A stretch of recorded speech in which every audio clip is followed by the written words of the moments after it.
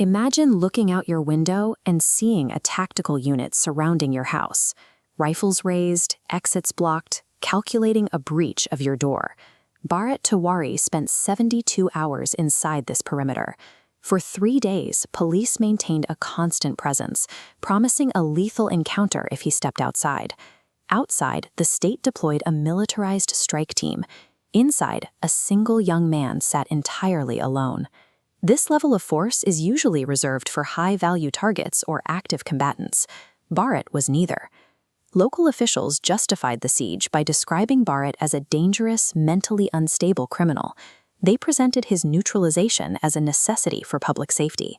Yet even under the crushing psychological pressure of a 3-day standoff, Bharat never turned violent. He didn't harm a single neighbor or officer. A legitimate police operation prioritizes de-escalation. These 3 days were spent escalating the threat against an isolated citizen. By slapping a mental illness label on Bharat, the administration created a convenient excuse to ignore his rights and prepare the public for a violent conclusion. Bharat Bhushan Tiwari modeled his life after the revolutionary Bhagat Singh. He focused his energy on local activism, pushing for the basic development his village had been denied for decades. This is the environment he wanted to improve, a community of thatched roof homes and agricultural workers largely forgotten by those in power. Bharat's activism targeted specific, visible failures. He publicly confronted local politicians over these crumbling roads, demanding to know where the infrastructure budget had actually gone. Demanding a paved road is a routine civic request, but the local administration viewed Bharat's persistence as a direct threat to their authority. Bharat became a target because he possessed the one thing the administration couldn't argue with: proof of their own incompetence.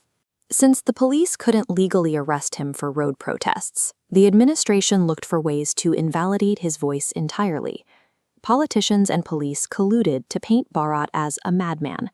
If they could convince the public he was insane, his questions about corruption would be dismissed as delusions. The 72-hour siege was the final stage of this plan. It provided the theater necessary to treat a civic activist like a terrorist. When a corrupt administration cannot answer a citizen's questions, they often use the full weight of the police force to remove the citizen from the conversation. After 3 days of terror, Bharat decided to trust the legal process. He opened his door to surrender. Live footage recorded his final moments. Bharat is seen walking out with nothing in his hands, making no aggressive movements, and clearly placing himself at the mercy of the law. The Bihar police responded by firing directly into his chest at close range. As Bharat lay dying, the police officers on the scene were caught on camera laughing. Their reaction suggests a successful execution rather than a tragic mistake. The video evidence refutes the official encounter narrative. It documents a premeditated, cowardly assassination of an unarmed man. The administration believed a bullet would silence Bharat's demands and cover up their own failures. This plan relied on the public believing the madman narrative. But the existence of the live footage backfired, showing the world the faces of the killers in uniform. This murder has left a permanent stain on the Bihar police. No amount of official reporting can erase what the public saw with their own eyes.